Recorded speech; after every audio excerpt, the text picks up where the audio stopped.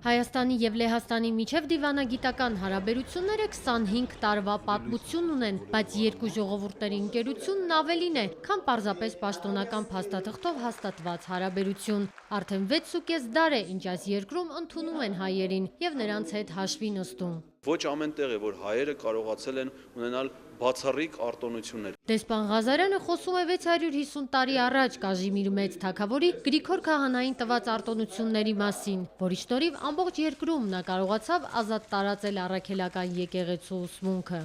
Միայն հայերն են կարողացել վաստակել նման իրավունքներ և այդ իրավունքները նրանք բարեխիղճ կերպով են իրացրել և դարեր շարունակ ստացել են լեհ ժողովրդի վստահությունը։ Լեհահայերը լեհ քաղաքական գործիչների հետ միասին աղոթում են Կաժիմիր Մեծ թագավորի գերեզմանի առաջ, մի տիրակալի, որը պատմության մեջ դարձավ երկու ժողովուրդների իրական բարեկամության խորհրդանիշ։ Հասմիկ Առաքելյան, Սմբատ Հովհաննիսյան, օրակարգ, Կրակով, Երևան։